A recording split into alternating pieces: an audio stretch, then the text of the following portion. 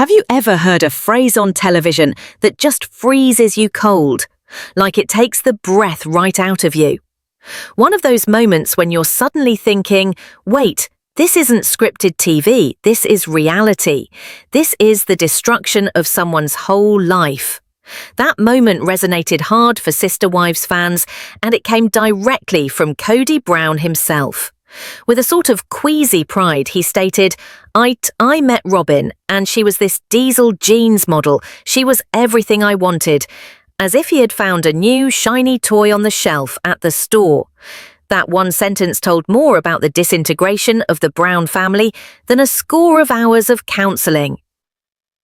Hey everyone, welcome back to Sister Wives Underground. I'm Monica, and today we're diving deep into one of the most painful transformations ever documented on reality TV. If you've ever wondered how a seemingly tight-knit family can slowly fracture beyond recognition, this is the story that lays it all bare. Before we dive in, make sure to subscribe and give this video a like, particularly if you've been riding with the Browns all the way through their highs and heartbreaks. And I'd love to hear from you in the comments. What was your response when you first heard that fateful diesel jeans model slogan? Did it get to you as much as it got to me? Let's roll back, not to the very start, but to the time when the first actual cracks started to appear. When Cody brought Robin home to meet the family, there was a combination of curiosity, nervous tension, and let's be real, tension. Initially, it was subtle, a few stilted moments, some tentative smiles, but years on, during an open moment on air, Janelle remembered something that painted the whole picture. She recalled the way Cody appeared, radiant, aglow, as he oozed, "Robin was everything I ever wanted." And not in a "she's so nice and loyal" sort of way. Not in a "she's of good values" sort of way. No, he defined her as a prize, a diesel jeans advertisement. It wasn't a general compliment, it was a highlight of all that had occurred amiss. Because at that moment, it no longer felt like Cody was working with a family. It felt more like he was accumulating a set. Let that sink in. For Janelle, and probably for Christine and Mary as well, that line did not sound like love, it sounded like a pecking order. It presented a picture of a man who had transitioned from loving his wives as equals to viewing them as positions to be occupied, one to raise the children, one to maintain peace, and one to be his trophy, the one who made him feel special. Robin was not another wife, she was the win. And it's here that everything unravels. For in a family based on the principle of plural marriage, on the promise of mutual love, equal partnership and respect, that sort of favoritism isn't only painful, it's devastating. It all rested on emotional equilibrium, on both of them feeling heard, seen and understood. But once Cody began treating Robin like a trophy, the emotional balances shifted and never quite recovered. From the instant Cody put Robin on a pedestal, something changed, and it wasn't subtle. It wasn't even about playing favorites anymore. It was something more profound, more disturbing. It was as if the whole spiritual system their family was founded upon was being rewritten before their very eyes. And everyone sensed it. This wasn't petty jealousy, it was about erasure.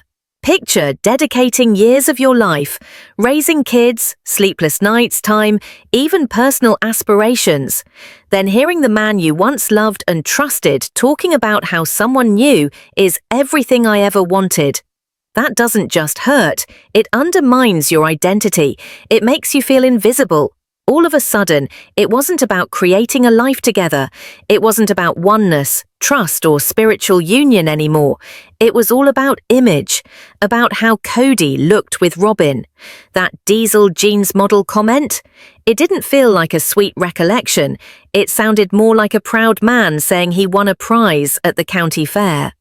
And here's the thing, when love begins to sound like marketing copy, that's when you realize something is seriously broken.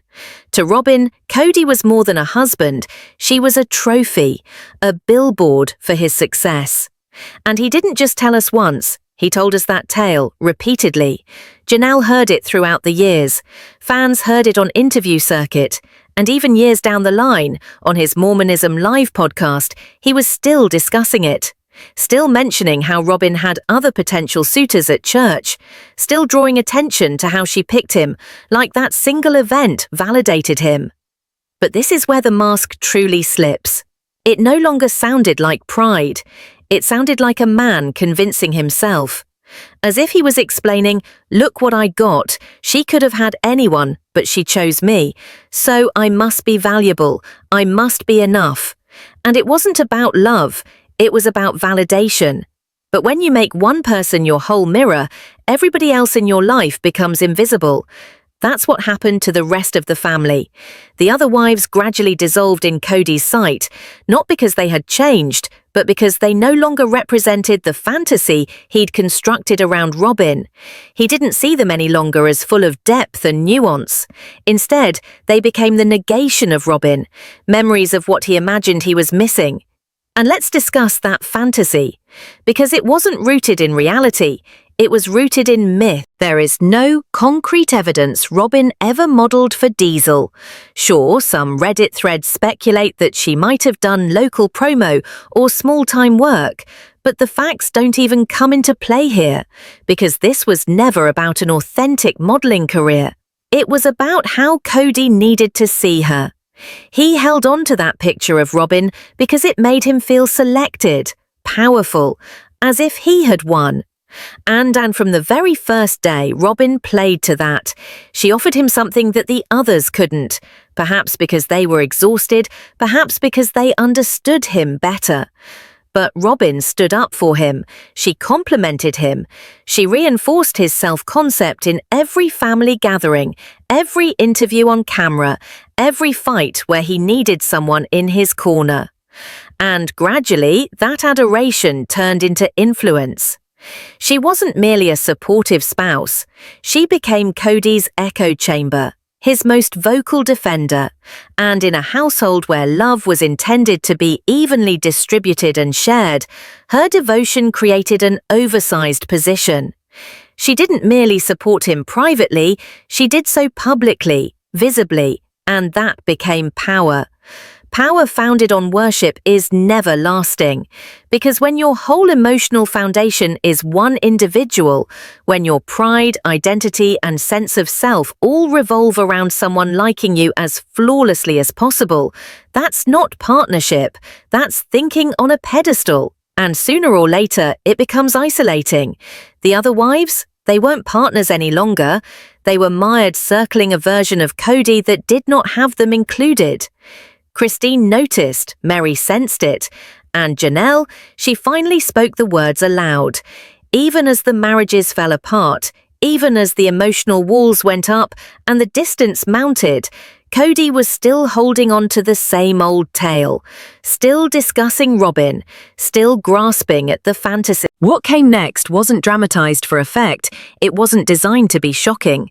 There was no swelling music, no histrionic reaction shots, only stillness, a black screen, white text, and that quiet spoke volumes more than any confession ever could. That's how Sister Wives decided to present the Brown family's most heartbreaking moment.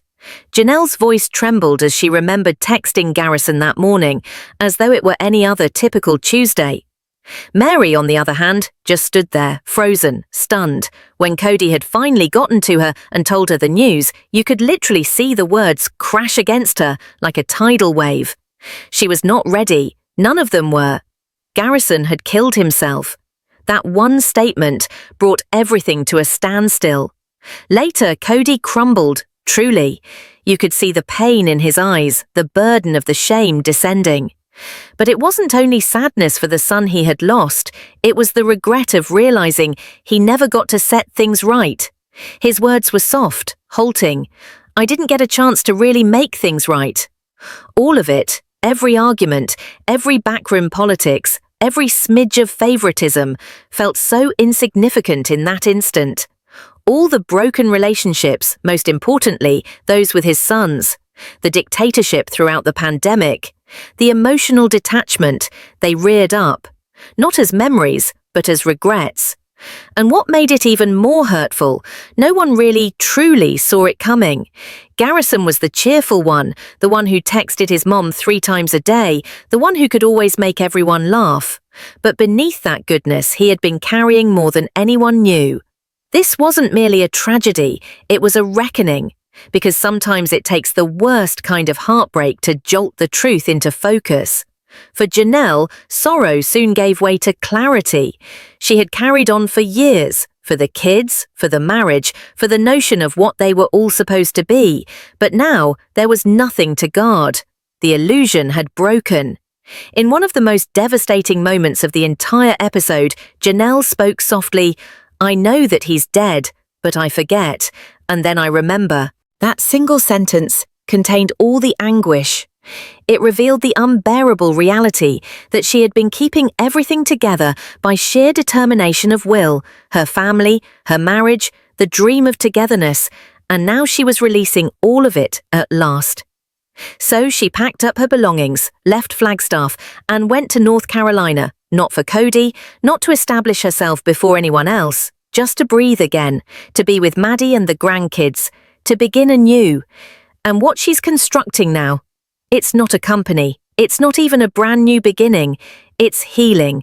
Janelle is starting a flower farm, Tarda Farms, a space to touch the earth, to dig into something solid, to nurture life in a world that's taken so much from her. It's not about escape, it's not about money, it's about getting herself back. This isn't about departure, it's about restoration. It's about putting down roots somewhere new, somewhere safe, somewhere real. After all the spiritual promises and the lofty ideals of plural marriage, what Janelle most needed wasn't another vision of unity, it was something simple, something honest, something she could believe in again. And this time, it wasn't Cody. Janelle and Mary had both reached a point where remaining didn't feel like loyalty anymore. It felt like losing themselves. Their leaving wasn't merely about legal standing or the dissolution of a relationship. It was more than that. What they referred to as their spiritual divorce was actually the shattering of a spell, the understanding that they could no longer exist as supporting players in Cody's definition of family, that the script they had been given wasn't one they wished to continue following anymore. They held on for so long, hoping that things would improve, hoping balance would be restored, hoping love still would be shared equally. But that hope ultimately became weighty, because sometimes waiting isn't healing, it just keeps you stuck. And so they waited no more. They ceased waiting for the man who no longer noticed them. They ceased playing a role in a system that put one woman on a pedestal and made everyone else feel diminished. Janelle's relocation to North Carolina wasn't a move, it was a revolution. It was her grabbing the pen of the story, of her story. Mary also stepped into the silence, not the silence of being overlooked, but the quiet of contemplation, of asking, who am I separate from Cody Brown? And as the women advanced, Cody remained stagnant. His universe, once filled with spiritual ideals and tightly held control, began to contract. The harder he clung, the more it all escaped. Regret grew louder, connection eroded, and the once great family he labored so hard to create began to fall around him, not with a crash, but with the soundless exit of the women who no longer envisioned themselves in his universe. The contrast is breathtaking. Janelle and Mary were healed by the process of letting go. They did not leave a marriage behind. They moved toward liberty, toward their selves, toward their peace, toward their future. What appeared to be an end was actually a beginning. And that now notorious diesel jeans model remark, it wasn't a boast, it was a symbol, a glimpse into an illusion Cody couldn't shake, an illusion that put image above intimacy, pedestal above partnership, and in the end, Robin above everyone else. But that pedestal didn't lift, it demolished. It set the other women apart, made them invisible within their own family. It was never simply about favoritism, it was about disappearing. And that kind of emotional vanishing act hurts more than any legal divorce ever could. But this is what's strong. These women did not just fade away, they rose. They decided to end the pattern, to pen new pages, to love themselves so much that they could leave behind something that didn't hold love for them anymore. Janelle found meaning in North Carolina, on a flower farm, a place of growth, of loveliness, of life bursting from loss. Mary stepped away, not in failure but in revolution, quiet but unrelenting. Christine also had already set her own trail, reminding the world that self-worth doesn't require approval. So when you're watching Sister Wives, keep in mind, beneath the family meals and the staged smiles, there's a more profound story. A harsh, honest, at times agonizing story. And sometimes the boldest thing you can do isn't keeping it all together. Sometimes it's releasing it. Sometimes it's self-choosing. And that is a story worth sharing. It was as though he actually believed in this fantasy Robin that he had constructed. She wasn't only a new wife, she was a symbol, a confirmation of the kind of man he perceived that he was, an ego booster, a walking, talking proof of triumph. To Cody, Robin was no longer a person, she was a brand, and in branding her as his ideal match, he effectively eliminated the value of everyone else in that household. From there on out, you could sense the dynamic shift in real time. The days of collective affection between wives were over. The balance was over. Cody's emotional energy, his focus, his time, all of it now flowed in one direction, to Robin. And the rest of the family, they were relegated to the background, forced to adapt or disappear. Cody ceased being available to his other wives. The affection that was previously shared, albeit imperfectly, across multiple partners, became less diverse and began flowing toward one. 一刻淡几成我的一切对较加成有魂的。 What Robin meant to Cody wasn't romantic love, it was fantasy love, idealized, untouchable, love that appeared flawless on the outside, but secretly destroyed everyone within. And that's the tragedy most viewers intuited, but couldn't precisely define. It is one thing to be in love. It is another thing to make the love a prize. Cody had taken his relationship with Robin and made it a symbol, evidence of his value, a look at me now moment he wore like a badge. She wasn't merely the fourth wife, she was the wife, the standard, the message. In Host 1, Cody wasn't developed to treather or personal floss when given crisis love. It was a rescue wife that meant to Robin would be everything in Mive. When Janelle later remembered Cody's notorious remark about Robin, she was this diesel jeans model, she was everything I wanted, there was the silent despair in her tone. It wasn't boisterous, it wasn't dramatic, it was resignation. She wasn't retaliating, she was releasing. Her response said everything.